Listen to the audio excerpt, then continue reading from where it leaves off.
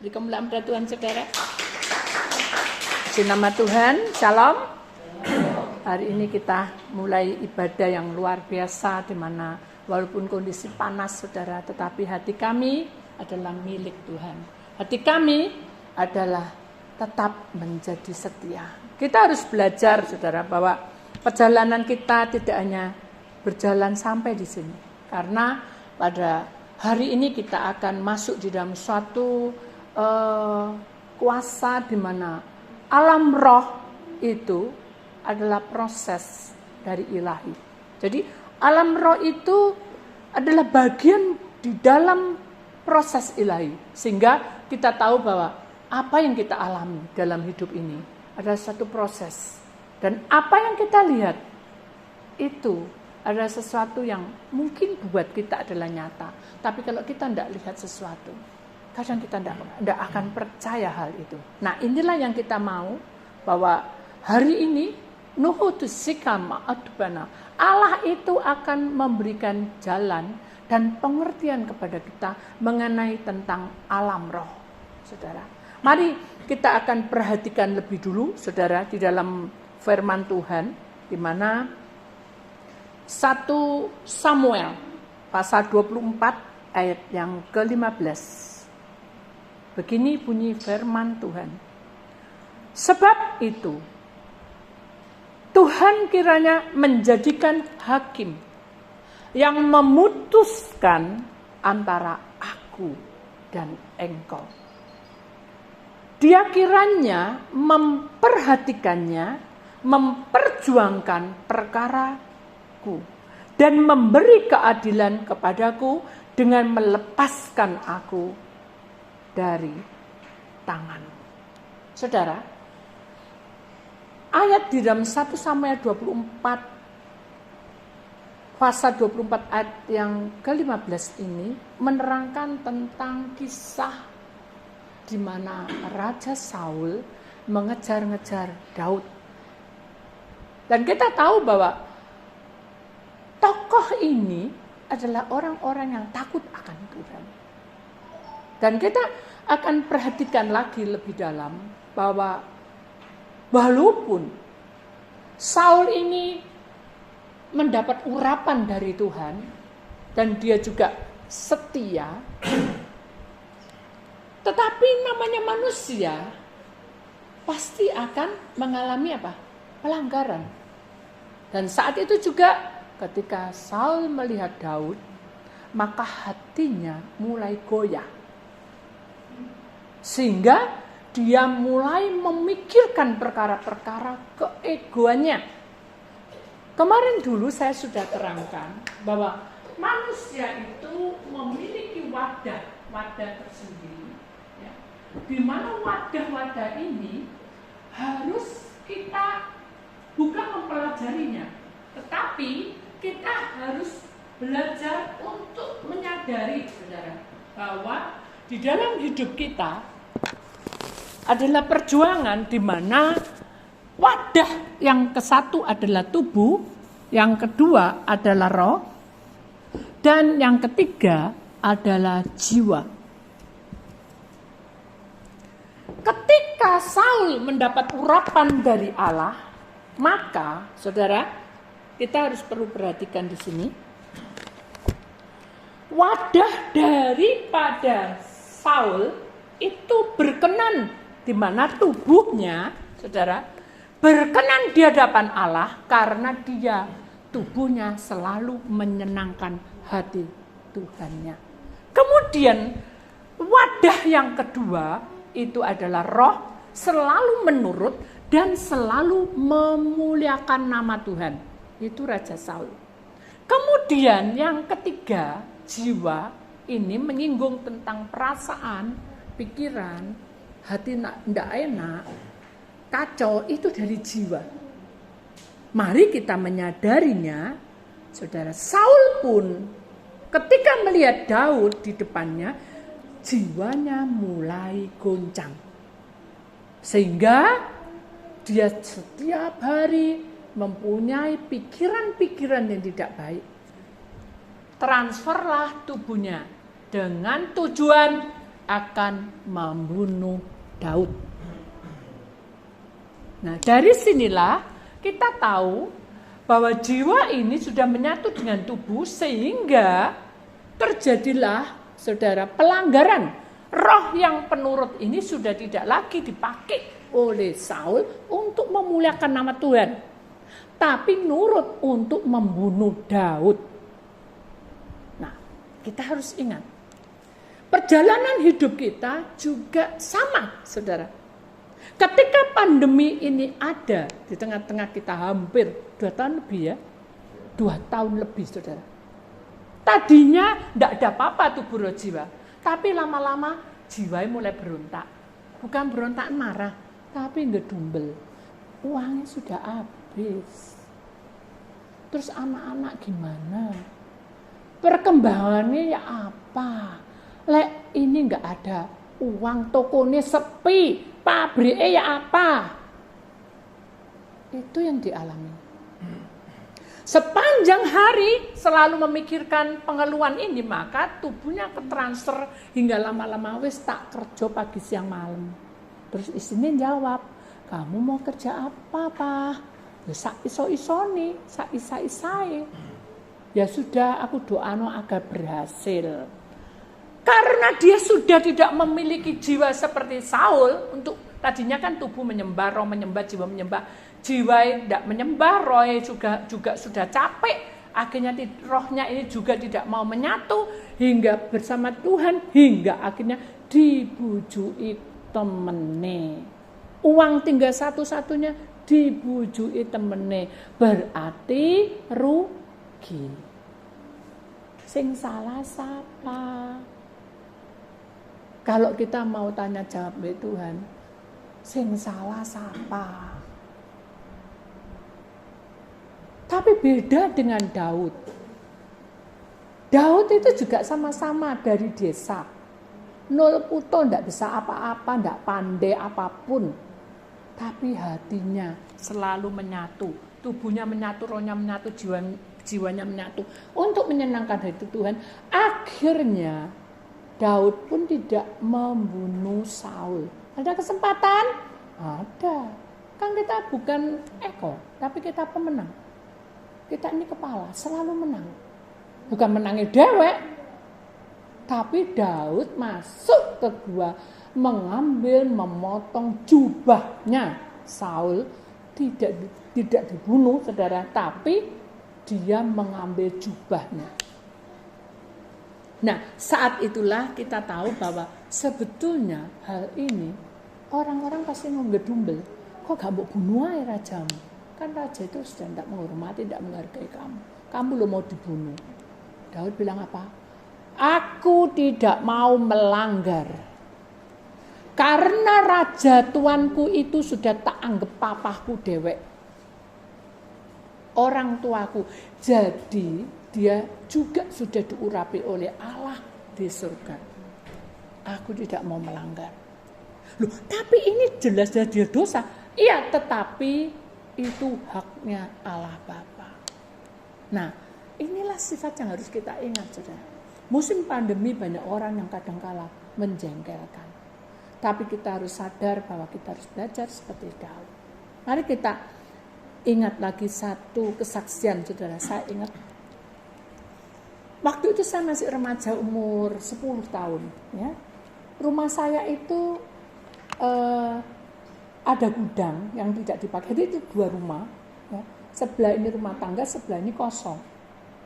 Nah, dengan kondisi yang kosong itu di bagian tembok yang di dekat pohon mangga itu ada seperti tangga. Jadi itu batunya tuh memang sengaja mungkin dibuat jalan untuk naik ya, entah naik atap, entah naik apa. Tapi saya melihatnya. Suatu ketika saya mendengar pohon mangga saya itu lagi berbuah. Karena sering saya doakan, masih kecil sudah, masih umur 10 tahun kan ya, asal doa-doa aja, Tuhan lindungi mangga ini supaya berbuah dan manis ya. Saya percaya. Jadi Tuhan dengar loh saudara. Karena doa waktunya berbuah ya pasti berbuah kalau Tuhan izinkan, betul berbuah. Begitu berbuah, saudara, saya senang. Tapi pulang sekolah, saya kaget.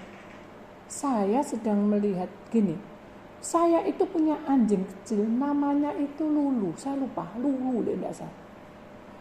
Nah, Lulu ini saya pergi di luar kota itu, papa sama mama itu 4 hari. Tadi cuma 2 hari. Lupa ngasih makan, nggak ada pembantu, jadi ya mati sudah kaliran di situ. Akhirnya karena saya cinta sama Lulu itu, sayang, bukan cinta-cinta apa, sayang, sudah saya nangis. Aduh kok mati, padahal dia sayang saya dengan saya. Akhirnya saya kubur di ujung, di tempat dekat dengan ondo yang tadi, yang tangga yang di, lepon gini dibukain sudah, jadi bisa naik gitu. Dari situ saya melihat kuburannya, dan ada satu pelanggaran yang saya lakukan di situ, bahwa karena saya sayang, jadi setiap sekali saya pulang sekolah, saya selalu mengambil bunga di pinggir jalan, kemudian saya taruh di tempat yang kuburan anjing tadi. Dan saya ajak omong, Lulu, kamu kok ninggalin aku, sekarang itu aku sendirian. Nangis saya. Setiap hari gitu. Memang tidak ada perubahan, tapi ingat saja berbahaya sekali. Ya. Akhirnya suatu hari siang-siang itu, saya mendengar kesek. Saya dengar lagi, ternyata mangga saya dicuri orang. Ya, saya kan tidak terima. Ya, apa ya caranya bisa tahu? Kalau dari sana kelamaan. Karena saya pengen, nah ini saya, jiwa saya sudah mulai meronta dan marah, pengennya, pokoknya teriak gitu. Terus enggak tanpa takut lagi saya naik itu, yang ada batu yang dicukai untuk bisa naik ke atas, jadi diambilin kayak tangga gitu sudah. Jadi saya naik cepet naik terus, jangan naik ke atas sudah. Kok enak ya diambil, itu logika saya. Jiwa saya meronta. Saya tanpa doa, tanpa apa, pokoknya saya sudah di situ di atas. Saya mau teriak, jangan ngambil manggaku ya. Saat saya mau buka orangnya yang nyenggak itu keluar. Jadi tadi kan ketutupan pohon nih. Begitu keluar, saudara, orang hamil, saudara. Jadi perutnya besar, mudeng-mudeng. Saya enggak tega. Akhirnya ya sudahlah. Kan karena saya dari kecil anak sekolah minggu, saya ingat kita kasihan sama orangnya. Kalau orang itu perlu ditolong. Oh ya udahlah. Tapi dalam hati pasti berontak jiwanya. Ojo akeh-akeh ya, ojo banyak-banyak ya, sedikit ya. Supaya enggak lagi puak, 10-an lah kira-kira. Wah, seharusnya cukup. Nah itu saya. Karena kita ini berontak, jadi kata-kata yang tidak kita sadari ini sudah masuk ke tubuh, mulai mempengaruhi hidup kita. Jadi kita tuh mulai ngomel-ngomel, banyak-banyak dari atas tuh. Nah, tidak lama kemudian benar dia pergi meninggalkan tempat saya, di mana saya naik tadi. Lega saya, pulang, amanlah manggaku. Ya. Akhirnya saya mau sadar, saya turun ini lewat mana? Baru saya ingat, saya kok bisa naik ke sini? Saya lihat bawah lagi, jadi kayak orang ngambang gitu, ngeliang gitu. Karena saya takut ketinggian. Akhirnya saya nangis, aduh mama, tapi mama tidak ada, papa tidak ada, adik tidak ada, saya sendirian. Terus apa yang saya lakukan? Nah, karena kita ketutup jiwa kita dengan kejengkelan tadi, tubuh kita juga ketutup, roh kita tidak bisa nyambung ke Tuhan, tidak bisa nyambung ke Tuhan. Nah, kalau sudah begitu tuh, siapa yang datang? Iblis, saudara, yang datang. Ya, rasakno kamu. Gak iso medun bahasa Jawa, gak iso turun kamu. Kapok kamu. Itu sih. Saya mulai dredeg. Wah, kaki saya kelotekan. Turun tuh nggak bisa. Jadi naik, diturunkan satu, turun. Saya mulai, aku harus bisa. Nggak bisa naik, balik lagi ke atas, kembali. Belum lagi gitu, mulailah jiwa ini guncang, rohnya tidak menyatu, tubuhnya juga sudah mulai tidak karuan, gemeteran, sudah pucat. Apa yang terjadi? Iblisnya nambahi lagi, saudara. Sayup-sayup saya mendengar suara ada orang ketawa. Saya bingung, mana ada orang yang mungkin saya bisa minta tolong. Tapi tambah panjang, gitu. Saya jadi bingung, masa itu orang ya kayak gitu tuh. Nah, mulai berdiri, bulu kuduku, merinding semua. Aduh, ini siang-siang bolong masa setan ada. Tapi itu suara lagi ulang. Begitu saya dengarkan, ternyata suara itu arahnya ke kuburan anjing tadi. Apa yang saya perbuat? 2 kali saya menghadapi itu saja. Pertama, dari fajar itu saya sendiri. Nanti itu kapan kita akan masuk lagi kesaksian. Terus akhirnya saya ingat, pertama kesaksian itu, pertama saya ketemu dengan suara ini, saya hanya berdoa, Tuhan tolong saya. Langsung saya bisa lari. Tadinya saya tidak bisa lari. Nah sekarang saya di atas nih. Saya hanya berseru, Tuhan tolong saya. Hanya ilahimu yang turun menjamah saya. Dan saya tidak tahu. Saya di sini terus sampai malam atau nunggu orang yang menolong saya. Saya tahu angin mulai datang. Rambut saya dulu rambut saya itu panjang dan tipis sudah. Jadi ketendangan gitu, mabur gitu. Tambah enteng rasanya. Wah, seyut. Kalau kita doa sungguh-sungguh dan menunggu hadirat Tuhan, menunggu waktunya Tuhan, pasti Tuhan buka jalan. Nah, akhirnya saya cuma gini, pasrah. Nah ini sudah orang yang pasrah.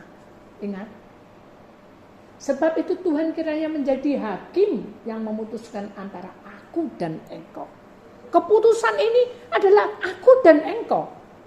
Keputusan ini apa yang harus saya lakukan? Putusanmu apa? Saat kamu di atas itu. Nah, kalau kita imani, kiranya Tuhan akan apa? Dia kiranya memperhatikannya, memperjuangkan perkaraku, dan memberi keadilan kepadaku dengan melepaskan aku dari tanganmu, dari musuhmu. Tanganmu itu kan musuh, karena itu kan Saul. Jadi saya mulai, ya sudah aku pasrah. Begitu aku pasrah, begitu saya pasrah, Tuhan mulai berkata, sudahlah, turuno. Waduh Tuhan, tidak bisa, saya perempuan. Turuno. Tidak bisa Tuhan, aku tidak bisa turun, biarin aku di sini. Tuhan kirim, hai awan, turun kamu di situ, beri hujan. Benar ya, guduk gelap. Dalam sekejap, gelap gulita, kayak malam gitu, kayak senja. Wah, saya tambah ketakutan. Baik kok ya apa nih, gimana nih?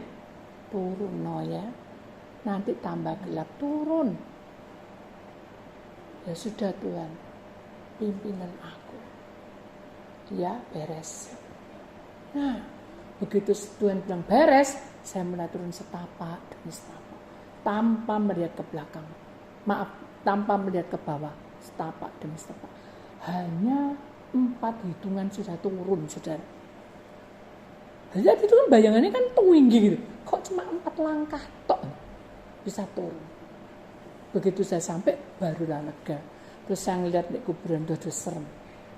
Tuhan lalu bilang, kamu mulai detik ini jangan berbicara lagi dengan roh-roh yang tidak baik. Ya Tuhan. Akhirnya saya meninggalkan tempat itu dan saya mulai sukacita. Jadi saudara, kita menyadari bahwa sekeliling kita ini benar-benar banyak penguasa roh yang kadang membuat kita ini tidak siap untuk melakukannya. Tapi kita harus ingat saudara bahwa intinya walaupun roh Tuhan itu berkuasa atas hidup kita, ingat saudara, yang pernah kita diurapi dengan bahasa roh, dengan pertolongan Tuhan. Tapi kita harus ingat di sini saudara, menjadi manusia baru, tetap bila tidak menyelesaikan duduk perkaranya, maka kita tidak akan menemukan jawabannya. Tahu saudara? Jadi kalau saudara punya hitung-hitungan uang gak cukup, ini keluarga gak karu-karuan, mungkin ya saudara, ini kan kisah aja. Terus yang satunya ini uang gak dikembalikan sama si A, si B. Tuhan cuma bilang, duduk perkaramu ini, tidak mbok selesaikan sama aku, tidak akan selesai. Kalau saya tetap diem dan takut terus, tidak menyelesaikan omong-omong baik Tuhan, ini ya apa Tuhan, tidak akan selesai. Begitu saya pasrah, saya tetap tidak mau, tetap Tuhan ngirim awan gelap untuk supaya saya turun. Kenapa? Karena saya takut dengan kegelapan waktu itu. Jadi itulah kuncinya bahwa sebetulnya kita ini milik Tuhan. Kita harus dalam musim pandemi ini harus berangkat maju seperti tentara yang berani menghadapi masalah demi masalah. Saudara, sulit karena ini kalau kita pikir logika. Ya. Kita perhatikan lagi saudara, bahwa hidup di dalam kehidupan bersama dengan Tuhan, kita ini harus tahu bahwa ada masa hidup kita ini harus sampai ke masa depan, ya. Harus sampai ke masa depan. Masa depan yang bagaimana, Bu? Yang umurnya sudah di atas 40, masa depannya pasti berubah, lain dengan masa muda. Boyok bisa mulai sakit, ya. Terus tulang belakang, kaki bengkak, kerenyang-kerenyang, betul enggak? Itu adalah masa di mana kita sudah menginjak, di mana hidup kita ini betul-betul sudah mulai masa tua. Tapi kita ingat, walaupun dalam hidup kita berubah, umur kita bertambah, harus sampai ke masa depan. Apa itu contohnya ke masa depan? Saya akan perhatikan di sini, memang tidak tertulis di sini. Amsal 24 ayat 14. Ketahuilah demikianlah hikmat untuk jiwamu, jika engkau mendapatkannya, maka ada masa depan dan harapan untuk tidak akan hilang. Jadi kalau kita ini terus bermegah di dalam Tuhan, punya hikmat jiwa kita, ini loh peranan penting saudara. Walaupun Roni Nurte ini kacau, ini melok kacau saudara. Wadah jiwa ini yang seperti di dalam firman Tuhan Amsal 24 ayat 14, ketahuilah demikian hikmat untuk jiwamu. Jadi kita minta hikmatnya Tuhan supaya jiwa ini kuat menghadapi untuk masa sampai ke masa depan. Dan masa depan kita itu pasti berbeda saudara. Kalau dulu masih kecil mungkin kita minum susu terus ya.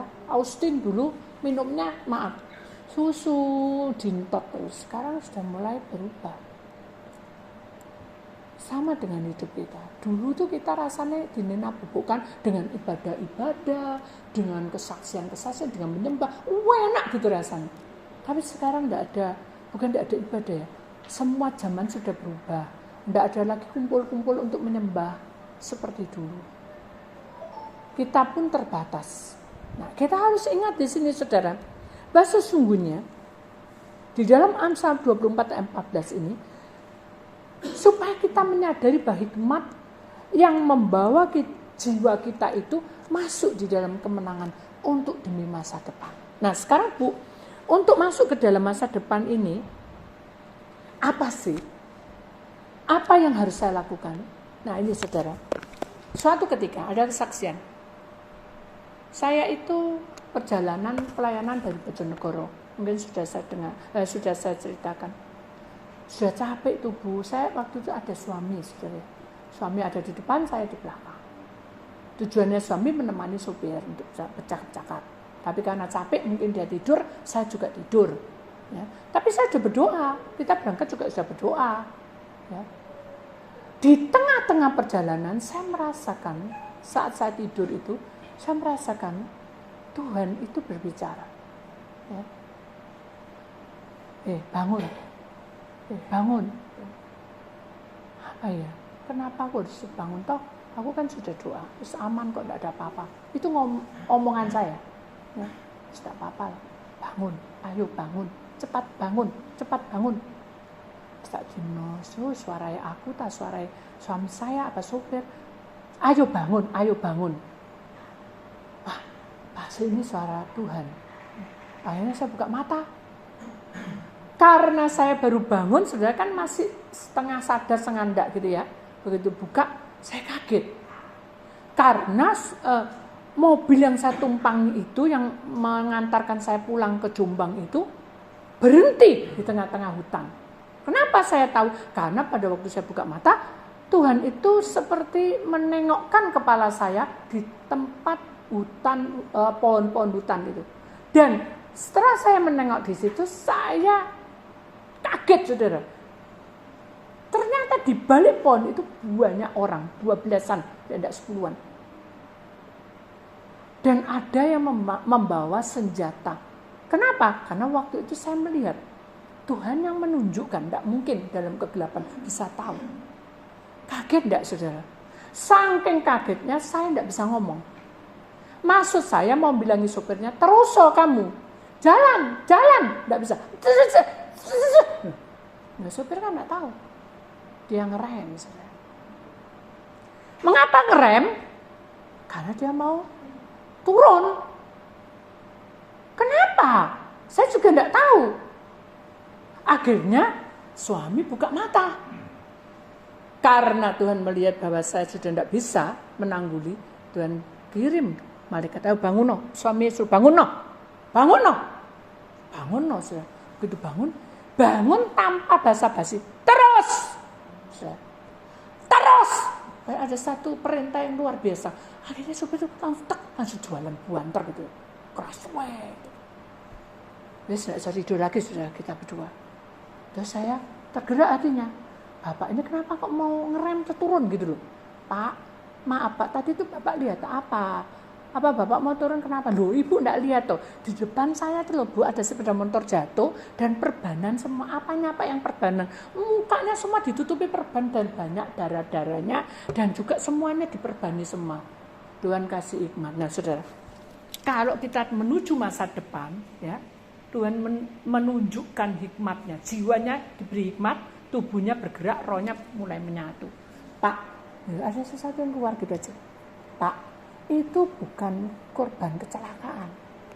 Saya langsung gitu aja. Duh, masa bunuh darah toh? Loh Pak, Bapak bisa mikir enggak? Masa di tengah hutan ini ada perban segitu banyaknya dan darah merah-merah itu belum tentu darah Pak. Obat merah juga bisa. Oh iya ya, dia garuk-garuk. Iya ya, dipikir-pikir. Iya ya, bener ya. Iya ya, untung ya tadi itu. Iya Pak, dan saya lihat di balik-balik pohon itu juga ada banyak orang Pak di situ. Oh memang Bu. Nah baru dia cerita. Di situ tuh terkena perampoknya. Nah, mengerikan enggak? Jadi orang yang masuk di dalam masa depan itu bukan berarti enak-enak, senyum-senyum, halo, shalom, diberkati. Ya itu boleh. Tapi intinya dalam tantangan ke depannya kita harus bisa menuju ke goal. Goal itu adalah kemenangan. Jadi kalau kita ingat di sini menuju garis depan yang dikatakan goal, ya. Menuju garis depan yang dikatakan apa tadi? Goal, ya. Dikatakan goal. Nah ini saudara, goalnya tuh besar, goal. Berarti beres. Goal. Kita tidak cukup sampai di sini diberkati, cukup. Harus lebih rajin lagi. Harus semangat kembali, lebih semangat double.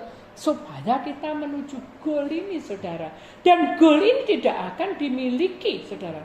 Tidak akan dimiliki oleh semua orang kalau tidak tubuh roh jiwa kita ini betul-betul menyatu bersama dengan Tuhan. Intinya seperti itu. Nah sekarang bagaimana Bu caranya? Kan Ibu bilang bahwa alam roh itu adalah proses dari ilahi. Nah, ayo kita buka gambar yang kedua, ya. Kita akan lihat gambar yang kedua, ya. Daniel pasal 8 ayat 26. Adapun penglihatan tentang petang dan pagi itu, apa yang dikatakan tentang itu adalah benar. Tetapi engkau sembunyikanlah penglihatan itu sebab hal itu mengenai masa depan yang masih, apa tadi saya katakan, jauh. Apa artinya? Kadang kita itu melihat penglihatan, kadang bukan tidak percaya. Apa iyo ta? Bener ta? Ada sesuatu yang menutupi di situ. Itu sudah diakui oleh firman Tuhan. Tapi kita harus punya hikmatnya Tuhan. Supaya kita ini menyadari bahwa untuk masuk ke goal ini adalah suatu perjuangan di mana kita itu berdiri atas janji firman Tuhan. Kalau Tuhan bilang penglihatan itu susah untuk diselami, tidak apa-apa. Kita jalani, harus mengalir. Itu, maksudnya seperti itu. Contohnya kayak apa, Bu? Nah, saya akan beri kesaksian ya saudara, supaya saudara bisa mengerti bahwa itu adalah sesuatu yang Tuhan janjikan, tidak pernah berubah. Kalau Tuhan bilang, aku ganti, diganti saudara, benar. Ini kesaksian saya. Saudara, waktu itu tahun berapa ya saudara? Kalau saya lihat di sini 1996. Karena waktu itu saya menikah 1990. Kemudian 1 tahun punya anak Andreas itu. Jadi sekitar masih tahunan gitu saudara. Maksudnya masih terlalu kecil. Bukan. Sudah umur 5 tahunan lah. 5 tahun, 4 tahun gitu. Jadi ya antara tahun itu 1996an. Sekitar itulah saudara. Satu ketika mobil kita ini karena di Jombang itu tidak ada tempat untuk parkir, sehingga kita menyewa di satu tempat, ya, di Sawaan. Pada waktu kita ini berdoa, saudara, saya itu mendapat penglihatan. Jadi waktu saya berdoa biasa, kita tidak minta penglihatan, berdoa biasa.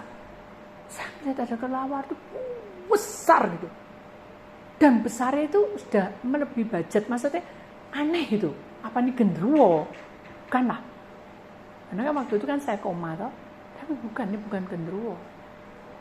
Tapi kelelawar itu menutupi tempat garasi di mana mobil saya ada di situ. Nah, akhirnya saya bilang sama suami, kamu tahu kan enggak? Kamu jangan malam-malam di sana. Mbok pikir aku takut kayak kamu gitu. Enggak, jangan malam-malam pokoknya. Gak pulangnya malam, gak pulang malam terus taruh mana no. Geremeng kan, maksudnya dalam arti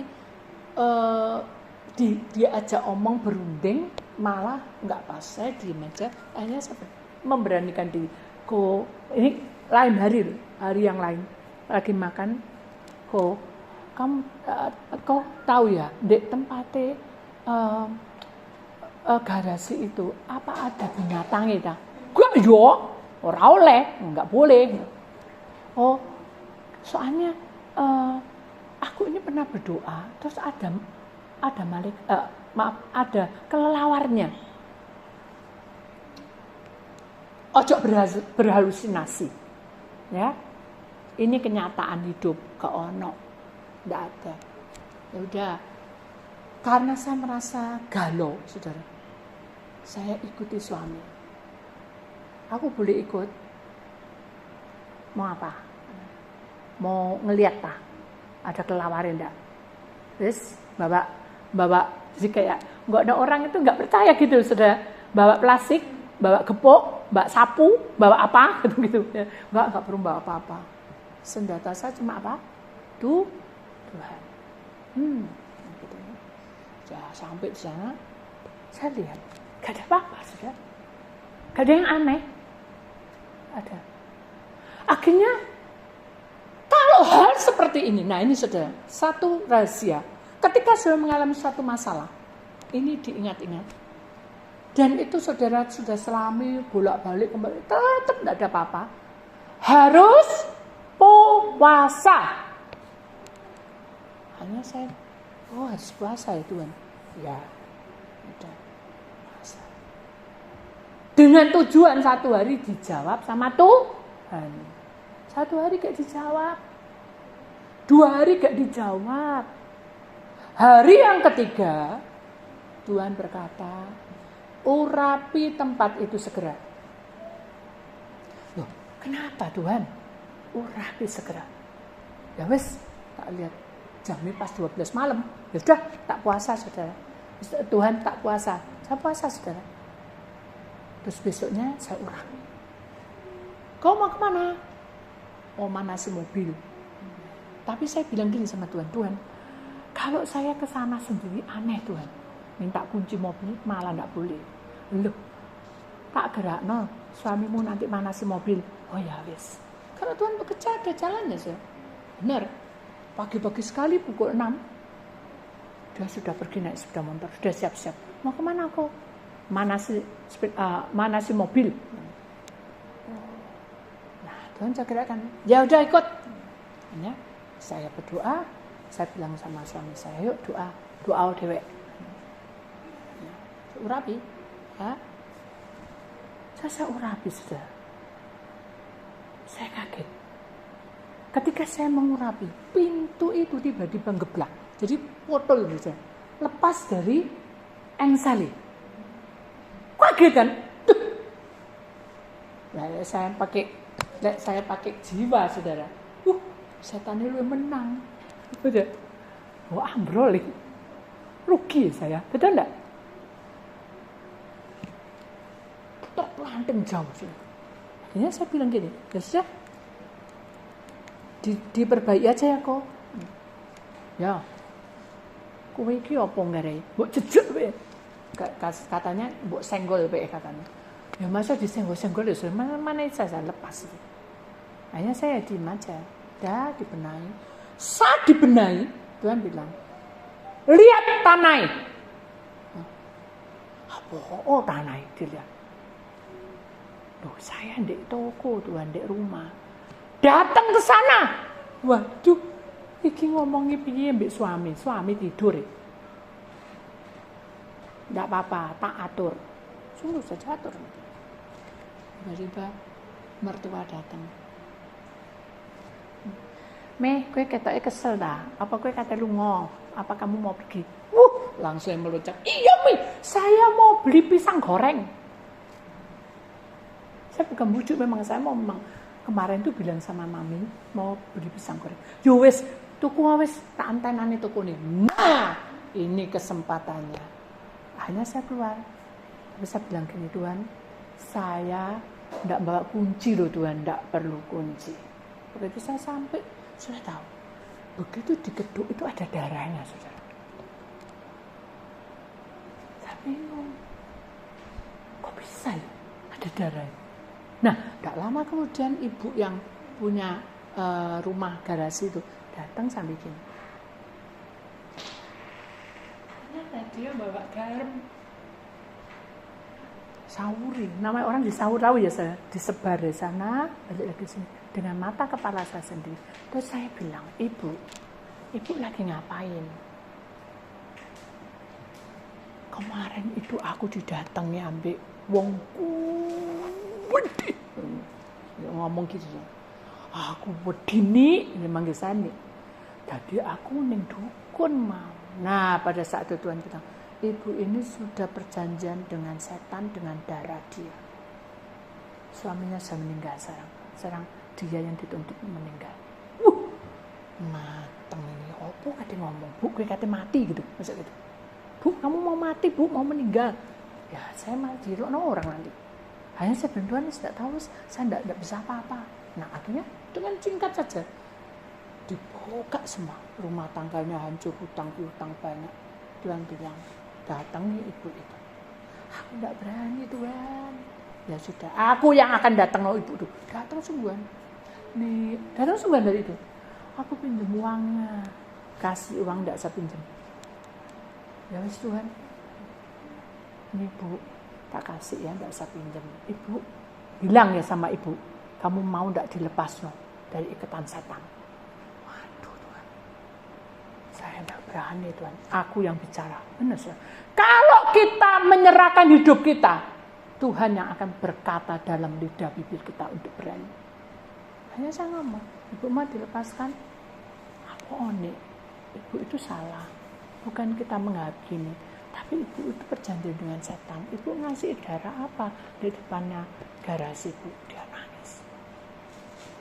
Kalau enggak, nanti suamiku diambil karena waktunya sudah habis kasih makan. Aku enggak bisa selamatan nih. Akhirnya tetap mati, dia nangis sudah. Ya sudah ibu, sekarang ibu harus diselamatkan. Doa ya Bu. Saya mau. Beres sudah, semua bahagia. Sudah kan selesai? Berarti kan sudah selesai, berarti saya akan menang kan? Wah, Tuhan saya sudah masuk masa depan. Belum, kata Tuhan. Belum. Loh, terus saya harus bagaimana Tuhan? Mengalir. Ya mengalir. Nah, mengalir. Saya senang dia mengalir, tenang. Suatu ketika saudara, saya mau pergi ke Surabaya. Ya, saat saya ke Surabaya, malam itu, mami mertua itu datang pada saya dan berkata, ya, Meh, aku ini mimpi, kok pakaiannya hijau-hijau ya, Meh?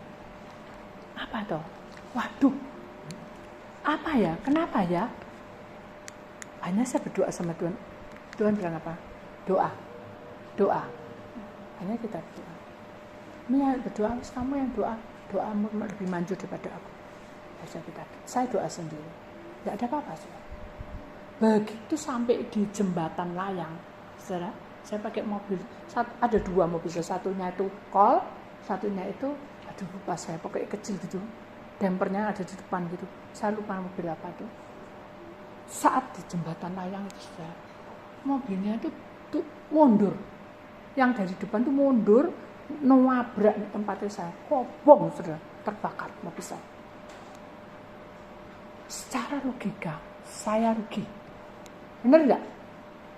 Kalau saya bilang saya mau masuk ke masa depan, ya saudara, kok malah kobong, kebakar mobilnya, habis, tinggal kerangka tok. Andre sampai nangis melihatin mobilnya. Saat saya berjalan pulang dengan sedih, kok bisa kayak gini? Sudah berdoa, sudah apa? Tuhan bilang, aku akan ganti. Ya Tuhan, terima kasih. Sudah lupa, sudah mobilnya gimana, sudah lupa. Pokoknya sudah beres semua. Kita terus berjalan dengan seiringnya waktu. Sudah, orang masuk ke goal ini saudara tidak mudah. Belajar, terus belajar. Sampai saudara, saya sudah, Andrea sudah memiliki pacar dan sampai punya anak di tempat ini, saudara. Tuhan bilang, hambaku, ya Tuhan, hari ini hutangku aku lunasi. Apa? Nih, mobil untukmu. Tuhan, ya Tuhan, saya sudah lupa, aku tidak pernah berhutang padamu. Jadi saudara, sebetulnya masalah demi masalah memang ada, tapi untuk goalnya itu kita tidak bisa nuntut untuk waktu, karena dunia roh yang kita hadapi itu kadang tidak masuk akal saudara. Kayak seperti ibu tadi, kita kan tidak tahu kalau tidak terjadi seperti itu. Dan seperti mobil kebakar, kita juga tidak tahu. Kenapa? Akhirnya saya tanya sama Tuhan. Tanya Tuhan. Mengapa mobilnya kok kebakar? Kan sudah didoano, sudah diurapi. Ya kasarnya kan gitu. Dan bilang, nih tak buka. Oh, kayak film jalan gitu saya. Ibu ini ngasih edaran di pojokannya. Ya ditunjukin saja di tempat yang dimana yang tadi pintunya jeblak gitu saja. Di engselnya lepas di situ. Setelah itu, tidak lama kemudian, hijau itu masuk ke mobil. Nah, pada waktu masuk ke mobil, itu memang ada malaikat Tuhan ada di situ, saudara. Malaikat Tuhan ada di situ.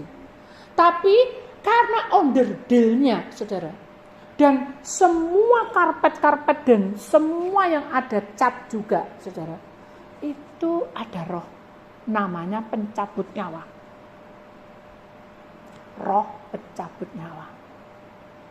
Berarti mobil ini piro tabrakan, enggak tahu. Nah, karena ini sudah klop, ini juga enggak baik, ini enggak baik, musnahkan dulu. Aku ganti yang baru.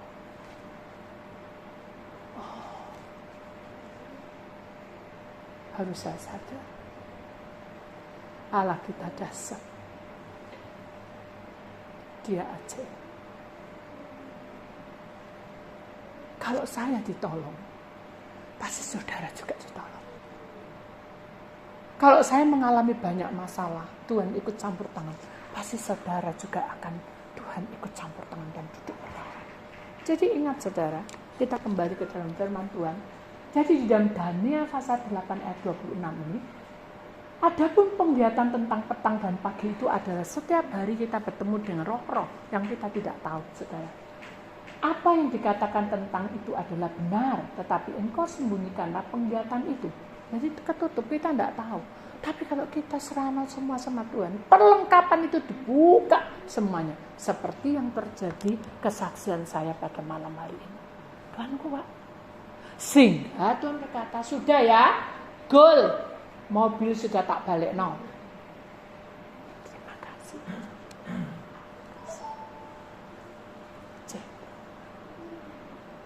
Jadi saudara, mari.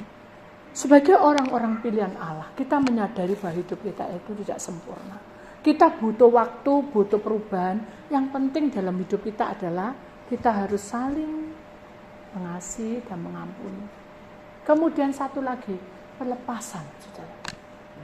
Membuang kuasa yang tidak baik. Kita ikuti jalan Tuhan. Amin. Mari kita imani sebelum kita meninggalkan tempat ini. Saya sudah mendengar kesaksian, bukan kesaksiannya Cik Me atau Bu Diti.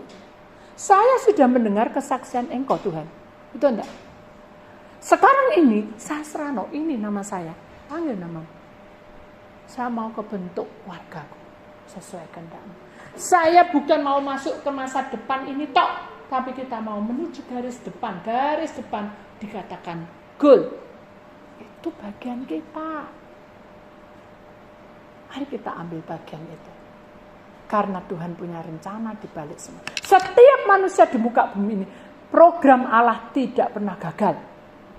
Dan program Allah itu ya dan amin. Itu jalan Tuhan. Janji Tuhan itu indah pada waktunya. Mari kita ambil bagian ini. Menjadi rema dalam hidup kita. Dalam hidup kita. Walaupun saudara, kita itu masuk di dalam bertemu dengan alam roh yang kadang membuat kita bingung, saudara. Ya, bingung. Tapi ketika kita serahkan, Allah yang maha dasar, ilahinya akan memproses kita. Supaya kita yakin, oh ini loh, Tuhan mau seperti ini. Kita imani. Amin. Kita jalani itu. Ada satu pujian, saudara, yang dikatakan di sini adalah, ini hatiku menyembahmu. Ya. Tulus dan kagum padamu, Yesus. Ini hatiku tak sempurna. Siapa yang di sini sempurna? Tidak ada. Saudara. Perlu campur tanganmu dalam hidupku. Hatiku mengasihimu. Hatiku tetap apa?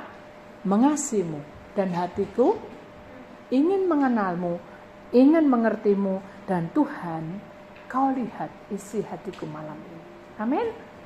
Mari kita akan imani saudara bahwa Tuhan berkarya di tengah-tengah kita. Kita masuki pujian ini dan kita sudahi firman Tuhan pada hari ini bahwa alam roh itu sangat tidak menyenangkan. Saat saya itu punya kesalahan mengubur anjing dan saya bicara karena masih 10 tahun saudara.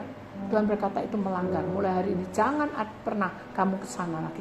Begitu saya sudah tidak pernah ke sana, tidak ada suara yang aneh-aneh.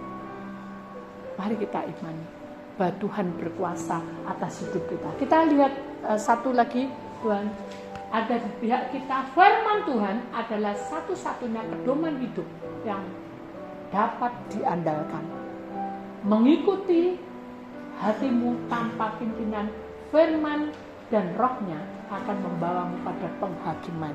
Jadi ingat saudara, firman yang kamu dengar itu adalah rema dalam hidup kita. Tuhan itu bicara kayak apa, enak ya ibu bisa ngomong-ngomong. Loh, saya ngambilnya di ayat tuh saudara. Dan ayat itu tak pegang. Sehingga saya bisa, orang bilang bisa tanya jawab dengan firman. Ingat, kalau saya bisa, saudara pasti bisa. Amin. Bapa, kami datang menghampiri Engkau.